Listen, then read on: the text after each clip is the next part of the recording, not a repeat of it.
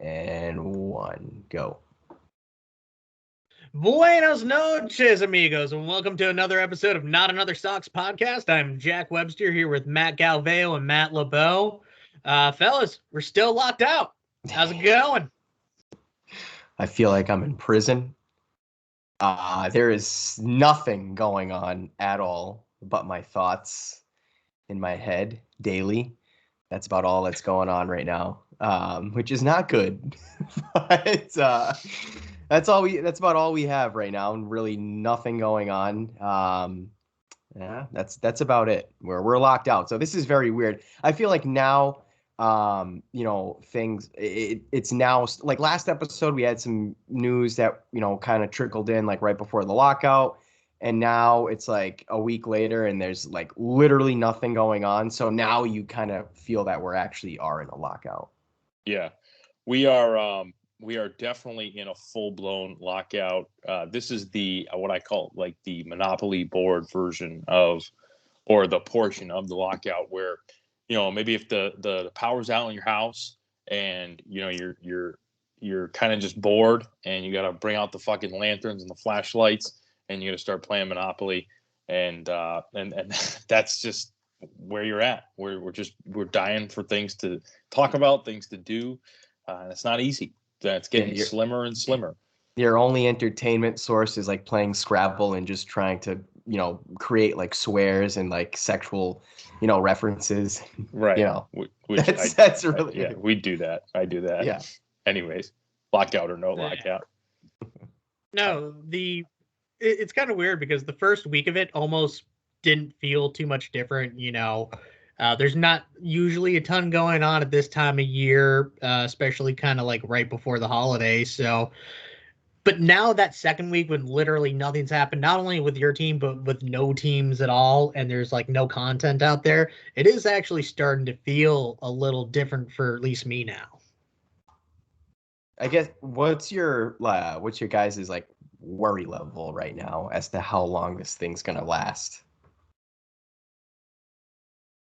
I mean, so apparently they're not even meeting again until mid-January. So I think that's like not even necessarily the worst thing. It gives them some time to actually construct some things on each side and, kind of go from there. But yeah, we're probably gonna hit it to the wire with spring training. Hopefully you get it in. Maybe you only miss a handful of spring games. You extend the season a week or two into mid-November and, hopefully nothing too major. Yeah, I would still say my worry level is still relatively low. I'm not saying it's non-existent, but I think if we're just looking at getting a season on time, then I'm not worried about that yet. Obviously, that can change, but yeah, we'll see. I mean, who knows? It's going to be interesting these next few weeks. Nothing's going to happen, and then probably everything's going to happen, and then you're going to have like an off season, which could be basically almost like 3/4 of an off season packed into really like 2 or 3 weeks, which could be really actually cool. So I guess the positive of this, if you can find one, is at the end, there's going to be a lot of movement, players, coaches, things like that. So it could be fun. Well, for us, it'll give us a lot more content. Yeah. But, come mid-January, if things go south, when they finally do meet, then you're kind of just at like the shit. Like this is real. And this might take up, a little bit of a portion of the season that we don't want. But, hopefully things do go well. Like you said, Jack, gives them a lot of time from now and, about a month to kind of figure things out. And, hopefully they hash it out pretty quickly once they do meet in January. Yeah. So one thing we didn't talk about last week that I still think is getting progressively funnier and funnier about the lockout is just about how goddamn petty each side is. Like the union will not do any interviews or podcast or anything, and MLB is not using any photos or anything of current players, so they have to dig deep into kind of the vault of things, and it's a bit comical to see. Like we've never seen anything like that before. Yeah, it looks like some Hall of Fame voters are participating in the lockout as well. Couple no shows on the ballot. I saw a couple actually today. So I'm glad they're following the rules, voting for absolutely fucking no one. So goddamn stupid, and I hope their family suffers. But it really now is. Let's look up who this is, because they've done it 2 years in a row now, right? Yeah. That is honestly hilarious, though. Oh, it's absurd. Yeah. It's so bad. I mean, if this is somebody that's done it on multiple occasions too, now it's like. Well, there was like one guy I saw he hadn't filled out a ballot in 2 years. The last vote was Derek Jeter in 2020. I don't remember who that was, but that stuck out to me. And like, if Derek Jeter, which a great ball player, he's the only person you can find on those 3 fucking ballots to vote into the Hall of Fame, then dude, you need to stub your toe. At what point do you just like lose that credibility and just like, dude, like have your like immediately have it revoked, dude? Like like that's just so stupid. It's like you should not be able to vote people in the Hall of Fame if you're gonna do that type of shit. Agreed. No, the Hall of Fame has dug itself such a hole and not doing any amendments to their Hall of Fame voting just for the sake of history. It is a very, broken system at this point. There's so much muddy water where, they couldn't have predicted this. What was the Hall of Fame, 1930? That's nearly 100 years ago at this point. So much has changed with baseball. It's a completely different game. So it's time to update some of these things. No, absolutely, 100%. And I'm a baseball traditionalist. I like to keep it pretty, traditional. But I'm all for, like, when it comes to those things, like, that's not even a change to the game. That's just changing an obvious broken system to make it better for not only the players, the fans, everyone in baseball, absolutely everyone, and the journalists too. They won't get as much criticism. Yeah, it's fucking ridiculous how you can vote for no one in 3 years. Give me a goddamn break. So the way I believe you qualify for a vote for the Baseball Hall of Fame is you have to be a part of the Baseball Writers Association, the BBWAA, or whatever it is along those lines. And you have to be a member for 10 years. And then once you get that right to vote after 10 years, you stay on forever, even if you're no longer a current writer. You could be retired for 20 years and you can still get a Hall of Fame vote. I mean, you hear stories of all the time, like guys just who ended up getting a vote by being in the system for 10 years, who haven't covered baseball in 30 years, are still putting ballots out there and, not really doing any real research on who they should vote for. It's just kind of an automatic thing for them. Jack, that was you, right? That where I was talking about last episode where like guys were asking for like stat packs and like going based off of that and like voting from in that way. Like, dude, that's what I'm saying. Like if it gets to that point, you should just give up your right to vote for the Hall of Fame. Like if it gets to that point where you're not even watching games and you haven't covered the game in years and you lost, complete touch with the league, like you should not be voting for guys, to get into the Hall of Fame. Yeah, that's crazy. Fucking the BBWs. It's the BBWs. How you doing? They're a bunch of crooks. And they're all beautiful. If there's any BBWs listening to the podcast, we are not directing the hate toward you. It's the BBWAA. Yes, exactly. Get it right. Yeah. Also, come on the podcast. So, how you doing? One last thing I wanted to touch upon on the Hall of Fame stuff before we move on, because you mentioned it. The last vote for that guy. I believe it was Steve Marcus. I just looked it up here. Yep. The last vote that he had was Derek Jeter, and I just want to point out Derek Jeter, not a unanimous Hall of Famer. Yeah. So that's ridiculous. There's also one quick thing I want to touch on with the BBWs is actually, so my girlfriend, she's part of this thing called the Boston Businesswomen. I don't know if you can see this. Yeah. It's called the Boston Is that a mouse pad? Businesswomen. Yeah, it's a mouse pad. Nice. And she was like, Graphic tell me design about is it. my passion. She was telling me about it, and it's just the Boston Businesswomen. I'm like, BBW? Like, you guys, they couldn't have came up with a better name. No offense to anyone listening. Did they just like not understand BBW? They just I guess just like went over their head maybe. It's a women exclusive club, so to have the initials BBW is like the one thing that I would say like I don't care. Did they not have Google? I know. Did they not Google BBW and the first 30 results are what you might expect?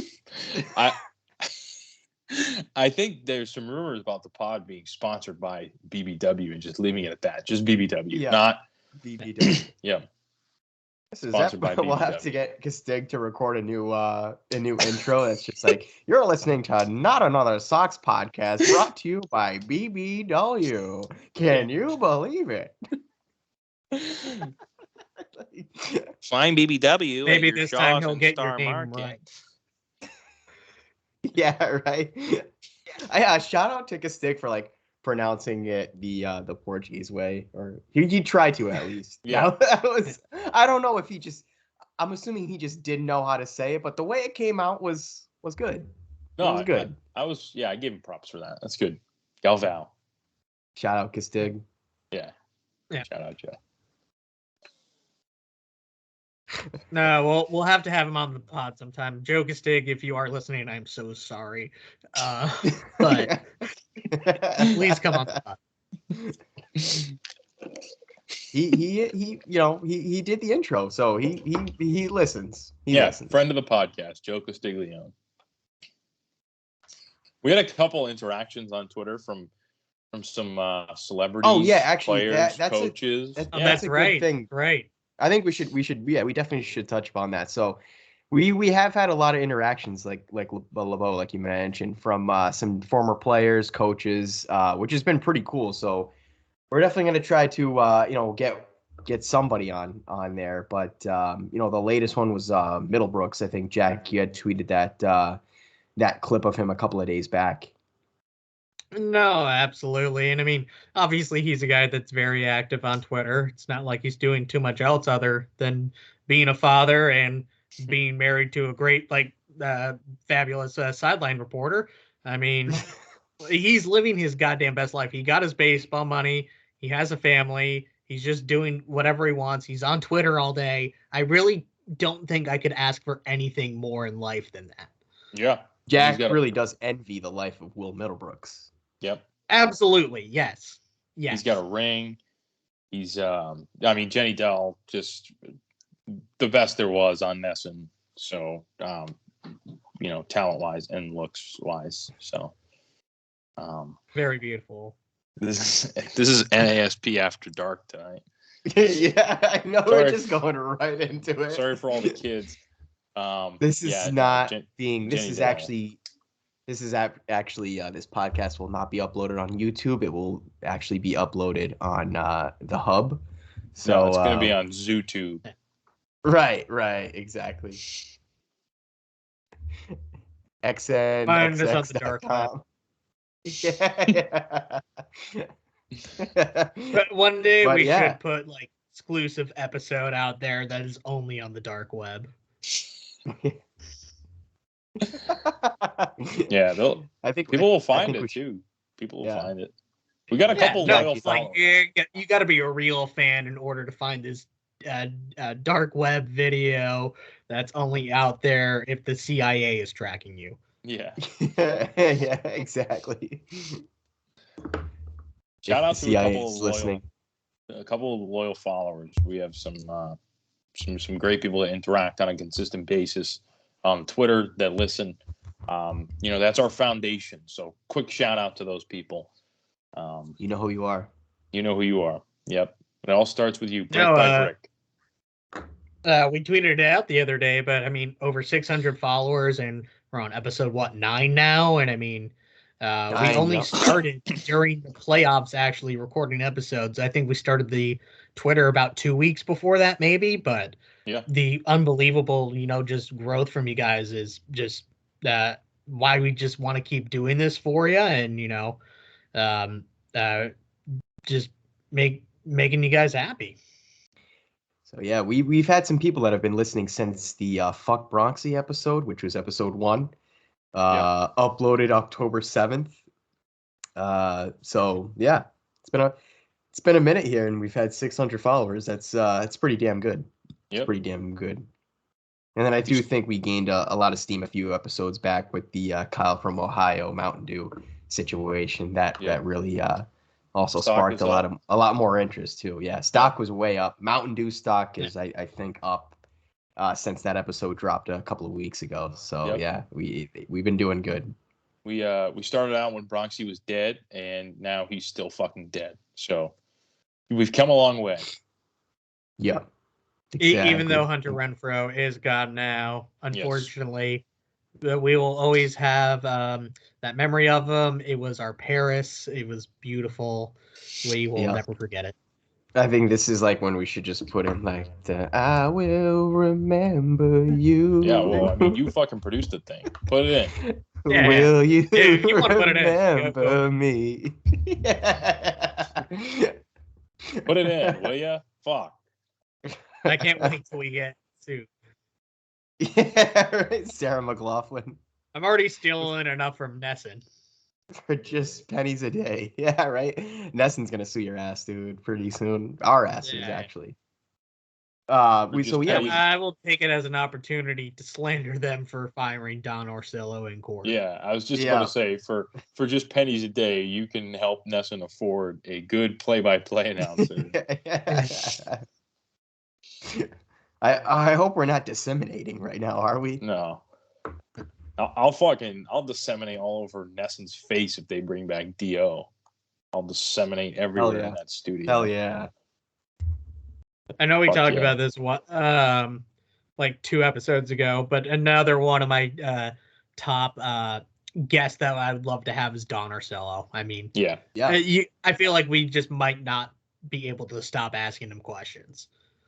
Yeah, I feel like that would be one that would go on for like 2 hours, and he would his family would starve. Yeah. You see him cooking up on Twitter. Yeah, no, he cooks. Yeah. He cooks, well, what is it? Chef Donatello. Yeah. That's what he calls himself. Chef Donatello. I aspire to be part of the Dontourage. Oh no, it's Donatangelo. Yeah, Dontourage. Yeah, Donatangelo. It's Chef Donatangelo. Oh, yep. Dontourage. What a legend. What a fucking legend.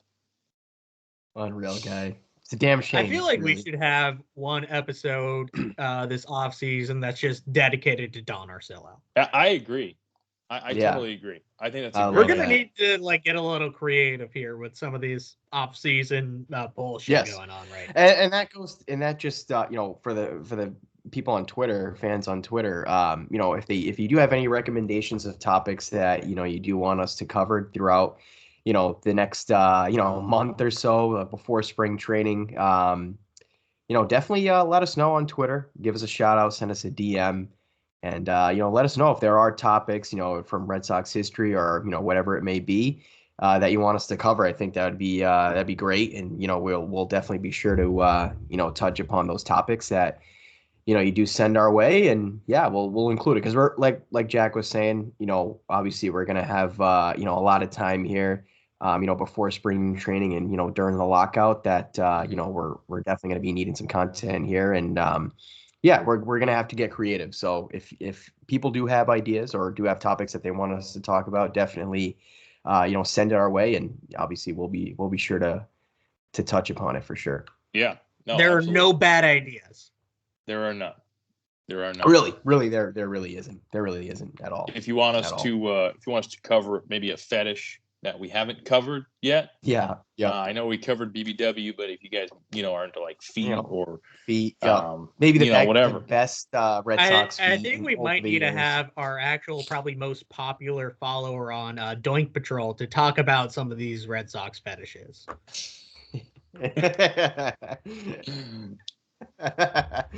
Kyle Sullivan, shout out. Yes, Kyle Sullivan, also very kink friendly. I'm sure he's gonna love this.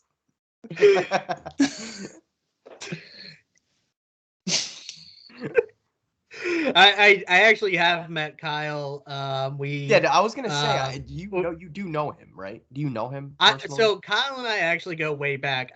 So before I got started on Red Sox Twitter, I was on Tumblr Twitter or Tumblr Red Sox Tumblr. Fuck me. Which was an absolute cesspool when you're 15 years old. So I've known Kyle for probably about 14 years. He lives out in Chicago. He's big friend of the program here, and we got beers last time we saw each other at Fenway Park. So it was a long time overdue. Yeah. That's good. I saw him tweet the other day. He recently came out to Boston, right, for a Sox game. Was it this past year? Yeah, it was this last year. It was that's when I saw him. I'm pretty sure. I don't even remember who we were facing. You were blackout. It just was not really a good game. I don't remember anything about it. It was like a blowout one way or another. Nice. Yep. But yeah, no, he is a big fan. So he interacts a lot on Twitter. So that's great. That's exactly that's like what I was saying. That's the foundation. You can't build a house without a good foundation, and then we certainly have that. So I'm really excited about the future. Hopefully, we can find some topics to keep everyone entertained this off season. I think the DO is having a whole episode dedicated to DO. Maybe some clips thrown in there. Matt, this will probably be your most arduous task yet. Yeah, going to be a little labor intensive. Not getting sued by Sarah McLaughlin and Nesson. Nesson. Yep. So that's going to be big. No, absolutely. We'll have to slide in the DMs and maybe try to see if he can come on at some point. It might be a tough ask, but we'll see. I think it'll happen eventually when he has some time. I mean, he's got some time, during the off season. But if we do a whole episode dedicated to him, I mean, it's going to be tough for him to say no. So. Yeah, exactly. Yeah, go ahead, Jack. You had something. No, one thing we did want to touch upon this episode, though, is getting to some of our favorite and least favorite baseball movies. Oh, yes. Yeah, so real quick, the Verlanders are the only two baseball people that have made the news. Justin, who's very good at pitching baseballs. Ben, who's not good at fucking anything. Ben tweeted out his top 5 baseball movies. His list was not something I personally agreed with. But yeah, we talked about it a little bit before the show. This is a big topic for me. I'm going to go last. Okay. All right. I know you had some beef with his list. You didn't Does like someone it have at it all, up? but Does someone have it up? Yeah. Jack. Hold on. I'm rewriting my list because I wrote it down in a sticky note at work, and then I got it. So. I have it up for Ben Verlander's top 5 baseball movies. Number 5, he has 42. Number 4, Bull Durham. Number 3, Moneyball. Number 2, Sandlot, and number 1, Major League. That was Ben Verlander's top 5 baseball movies, and our co-host here, Matt LeBeau, was not happy. Was not happy with that list at all. Those are good movies, though. You did mention. Yeah, no, they're good. They're good.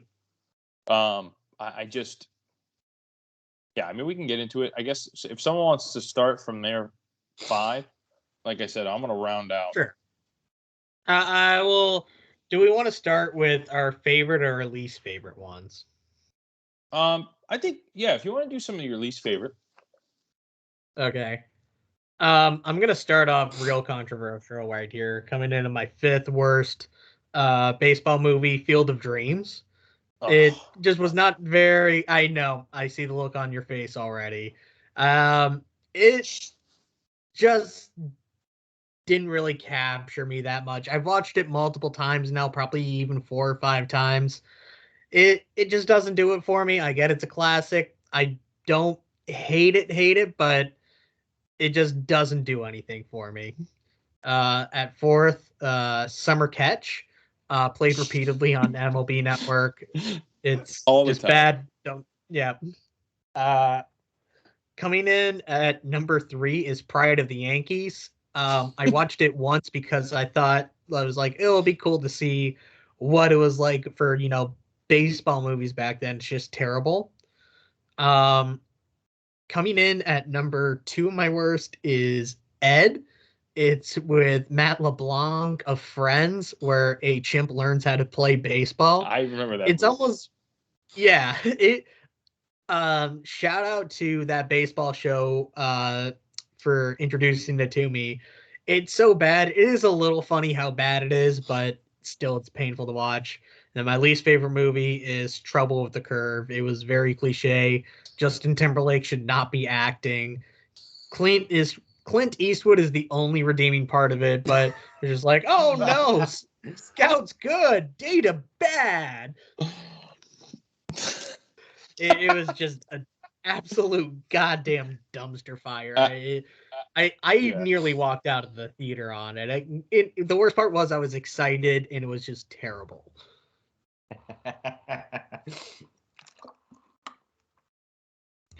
But that is my bottom 5. Yeah. So I'll be honest right now. I am not the biggest movie guy. I have watched a lot of baseball movies, but not enough. I've really only watched like the classic baseball movies that most people have watched. So I haven't watched any of the ones that you just named, Jack.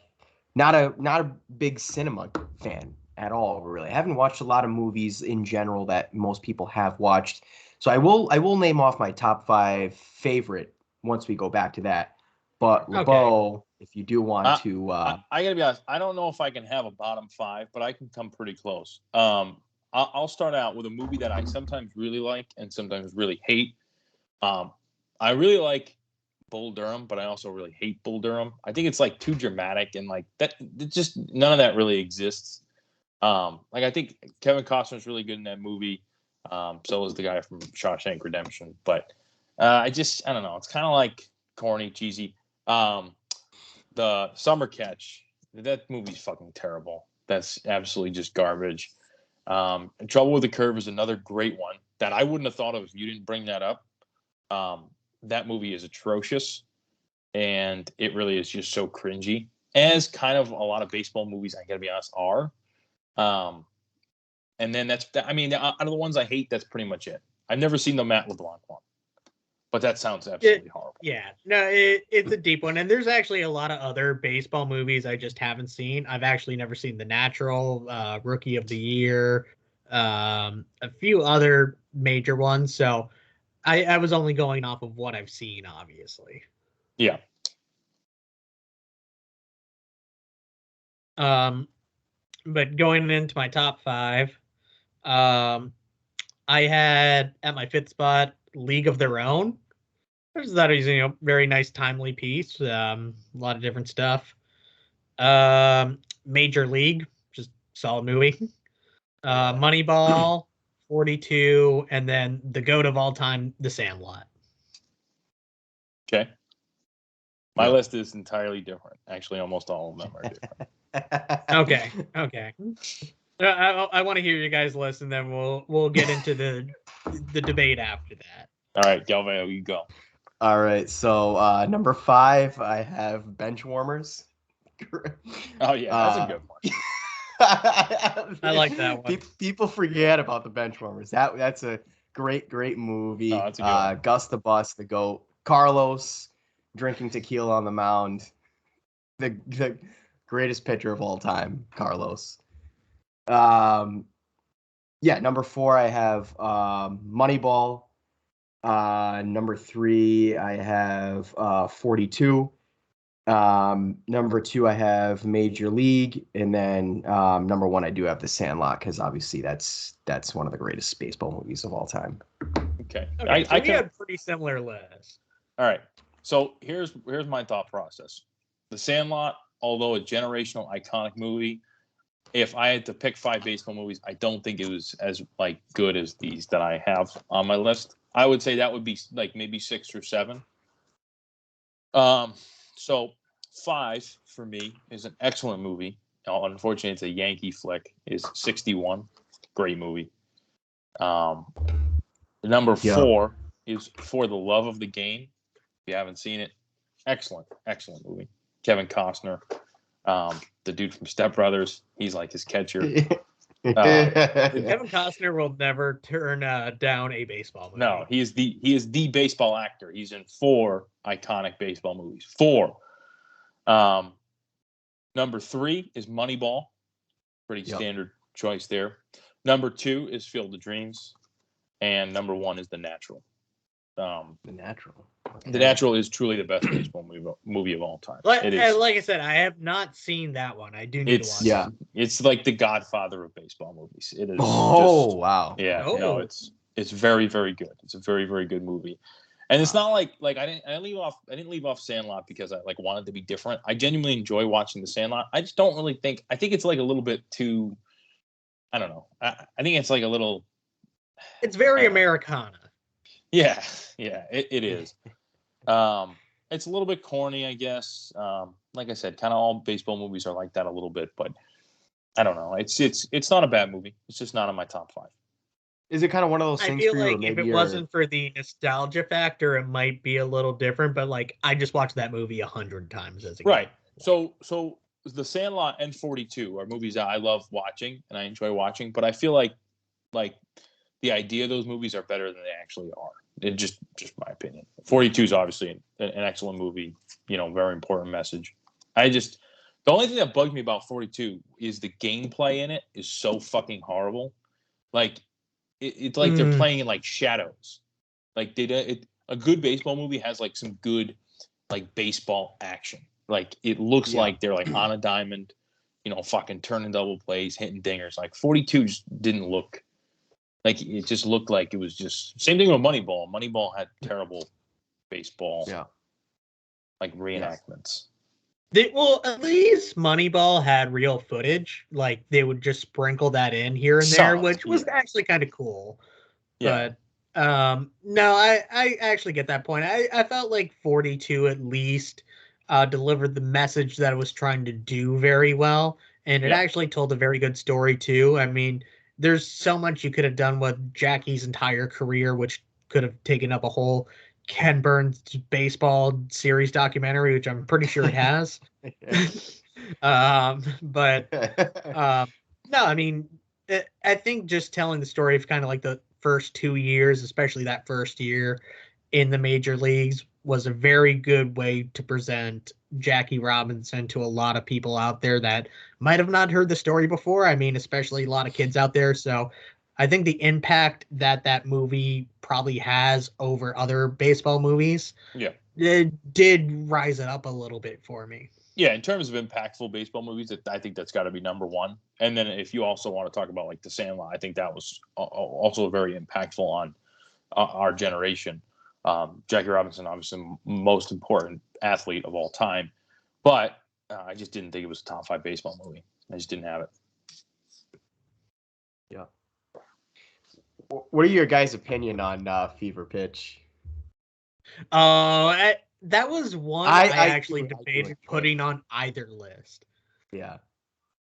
So Fever Pitch is actually it's a corny, like cliche, like movie, stupid like rom-com, but I personally do it's almost like a guilty pleasure for me. Yeah, really. It honestly is a really funny movie, and there's some really funny parts, and like it's underrated. I think Red Sox fans like hated it for a while because it was like such a mainstream thing. But if you go back and watch it, it's a really funny movie, and Jimmy Fallon does a really good job.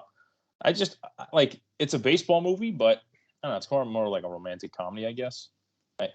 Right.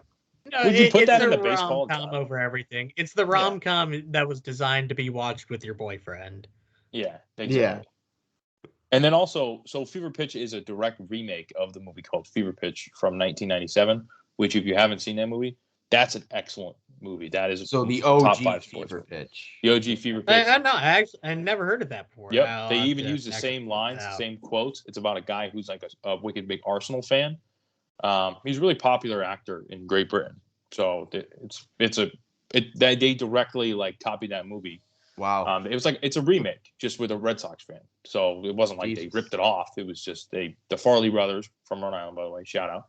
They just copied and that works with fever pitch in both ways. Same exact thing, exactly. Same exact name of the movie, 1997, Fever Pitch, Arsenal. Great movie. Nice. Arsenal. Yeah. Matt LeBeau, not an Arsenal guy. No, Liverpool guy. Yep. Hell I guess. I don't really watch it anymore, but Fever Pitch is a great movie. It's about the 1989 Arsenal team that won the league. Great movie. One thing I want to say while we're on the topic of soccer here, New York finally won a championship, guys. Yeah. Yes. Yes. New York FC. The drought is over. NYFC won a championship. I can't believe it. They're MLS champions. And they almost, yep. Yeah. I almost feel like they're top of the world. That makes it better. That they were the ones to end the championship drought was the soccer team. Yeah, that's awesome. Because some fans are going to use it out there and be like, no, New York has won at least one championship this, past 2 decades, and it's going to be their MLS team. Yeah, it's like if your country's in an Olympic gold medal drought and the one who breaks it is like the women's basketball team. Like, you'd be like, fuck. It's the Jamaican bobsled team. Yeah, exactly. Oh, like, fucking. It's a championship, but not really. And they won on a penalty kick. They just stopped the game and they're like, fuck it, we're gonna decide this championship by a fucking skills contest. It really is such a flaw in the sport. Yeah, such a flaw in the sport. Yeah, yeah. The old adage: would you rather your local MLS team win the championship or fine $5?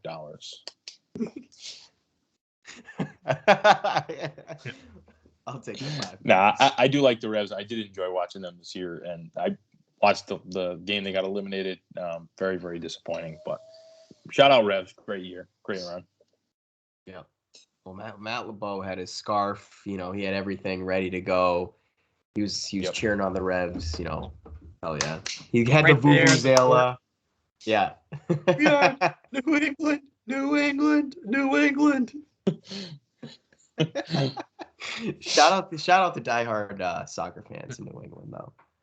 Yeah, they're loud. They're awesome. I went to my first Revs game this past summer with our boy Austin Rook, and it was good, man. That section there right behind the goal, I don't know I forgot what it's called. The fort. Yeah, they go hard, man. They really do go hard, and they did not stop the entire game. I got to give them credit, man. They love their Revs. They love their Revs.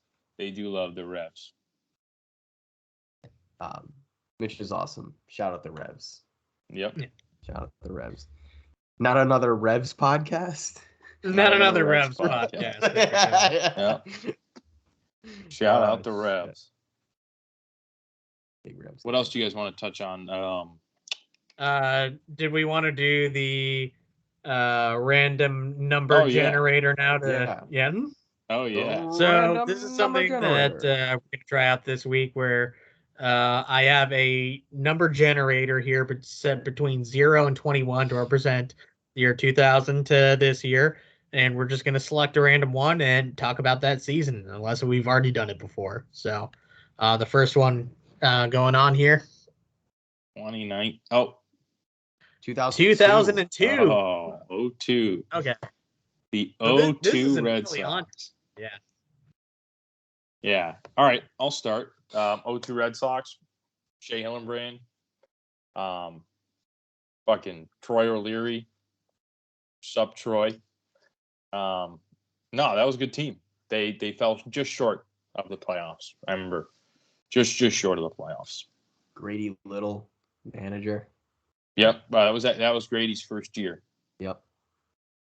They finished 93 and 69 that year, second place in the American League East.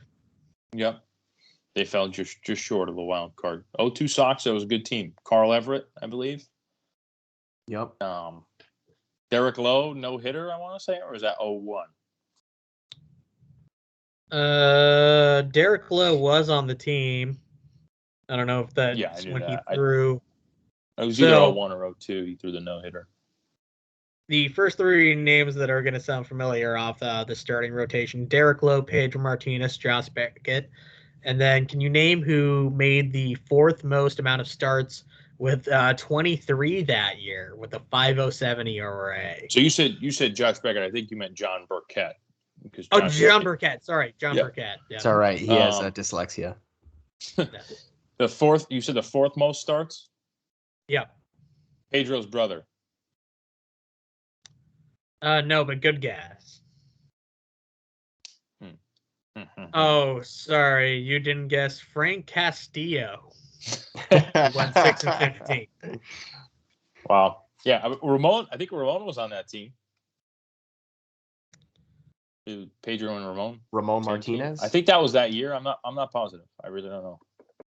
I'm not seeing him on the Baseball Reference page for Red Sox pitchers that year. They only had 18 pitchers that entire season on the team. Jesus. Well, Derek Lowe, I want to say he finished in the top 5 Cy Young that year. He went 21-8 with a 2.58 ERA, and 2002 he finished third in Cy Young Award voting. Third, yeah, that's an easily his best year too. I mean, yeah. It's funny because he only struck out 5.2 or had a 5.2 strikeout per 9 rate, which is essentially half. Yeah, so he was today's day and age, like you wouldn't even give a guy like that a chance, which is kind of a shame. But I mean, I don't know. I feel like he was such a ground ball pitcher. I feel like guys like him, like he was like a little bit of a less powerful Rick Porcello. Like he was just ground ball. They must have had a good infield defense that year. Jose Offerman, maybe second base.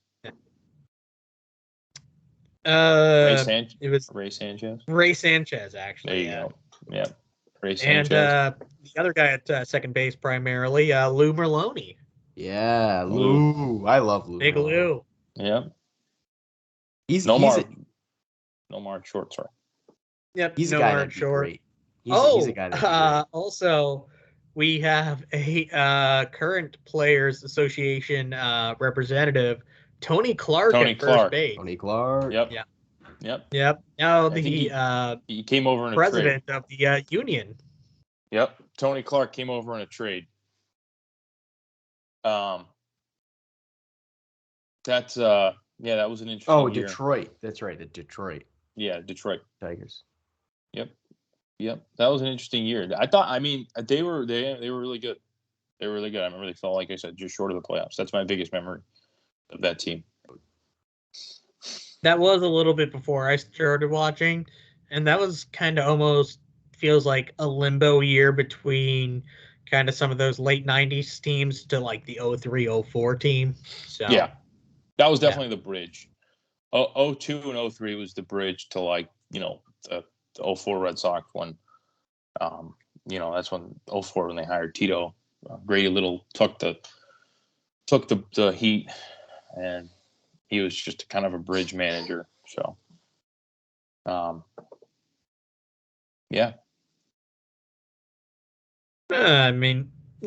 Solid year. I'm sure the amount of dread at that time was like so bad, going on 81, 82 years of not having a championship in Boston. So, like, a lot of people probably listening to our podcast and around our age didn't have to deal with any of that shit, and it's great. Oh, I know. Yeah. Crazy, like the people that were watching those teams prior were just, like even people that were our age then, they had, some years prior to that where they saw a lot of bad teams, and and this was kind of like we mentioned before, it was kind of a bridge year, but a lot of agony back in those early, really early late 90s, early 2000s years, and there's a lot of agony in the city, at that time for sure. Yeah, and it was how right. the times have changed. They didn't know they were right on the cusp of becoming a great franchise these last 20 some odd years. So they were right there.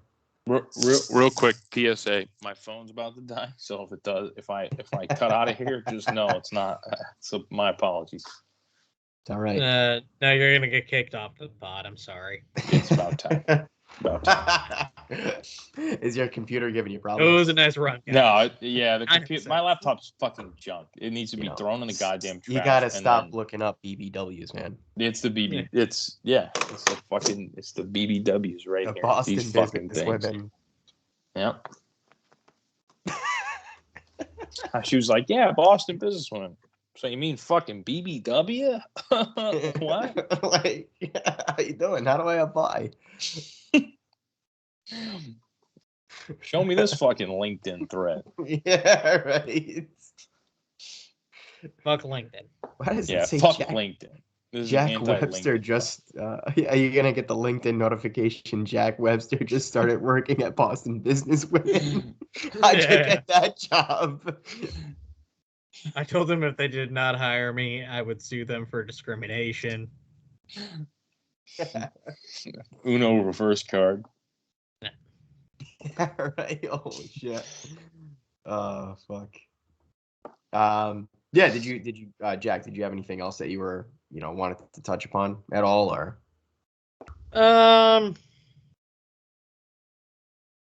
Should probably save some stuff for the off season, or the rest of the off season now, Yeah, right? Yes. Yeah. Yes. Sir, this is a Wendy's. Talk about them. Messed up my order the other that day. I saw they forgot that, my dude. spicy nuggets. I was so mad. That'll happen, dude. I think I might actually take legal action at this point. I mean, there's nothing else you can do besides that. Yeah, it's about time. Yeah. I mean, that's that. Dude, don't they know you are Wendy's.com? Yes, I know. They must. I give them so much free publicity, and they just throw it right back in my face. Yeah. Spicy nugs. They are good. Yeah. Did you go? And Burger King's taste like pigeon meat. It's pigeon. Those might be the worst ones. Burger King is the white trash of fast food. They got a dill pickle chicken nugget now. Oh, what? I think I might regurgitate right now. Right here on the podcast. I want no part of that. Burger King in general is fucking absolute poverty franchise. So this is what we want. I'm trying to even think of like one redeeming quality. And I think it's if you order a medium soda that they give you a goddamn gallon. Yeah. They give you big time, big daddies. They're like, we're just going to fill you up with this goddamn soda. It's cheaper than giving you actual good food. But then if you go to McDonald's and you get a soda, all of it's $1, and they give you a gallon for a dollar of worth of soda. Dollar any size, yeah. Size. And then you get Sprite and you feel like you're made out of pixie dust. Yeah. Nothing hits more than a McDonald's Sprite. Yeah. Cactus Jack sent me. Cactus Jack sent me. I kind of wanted. I've always wanted to do that. Like when that was going on last year, I did want to drive up, but then I felt like an asshole saying that, and like that they weren't going to understand. So I don't think I did, and they didn't understand, and it was the worst moment of my entire life. Because then I don't think I'll ever actually forget doing this. They were like, "What? Cactus Jack sent you?" And I'm like, "Oh, it's from the commercial." No, no, I'll just drive up. It's okay. And they're like, "This fucking bozo at the drive-thru." Yeah. They probably spit in my food. Yeah, you're just. I think we might have lost the boat at this point. Yeah, I think he's done. He's Oh just yeah, frozen. we'll save our Garrett Yeah. Cole impressions for next week. For the start, we yeah. need to remember that was on the agenda after him R.I.P. to bringing Matt up his Kermit the LeBeau's Frog phone. service It's again. so creepy Yeah. looking at his picture right now. Yeah. He's just frozen with his face. Shit. Hello? Alrighty, that's probably as good of enough Yeah. time to end it. Yeah, Thank you 50 guys again minutes. for listening to another episode. Make sure you leave us a 5-star review if you can. You should be able to because you have 2 fingers and a thumb. So And figure it out. also, we should start a GoFundMe to get Matt LeBeau a new laptop that works. Yeah. First, we need to get Dan Clark on, and then we'll get him a new laptop. Yes. All right, guys. Dan Clark, if you're listening, sup? How you doing? Yeah. All right. Peace.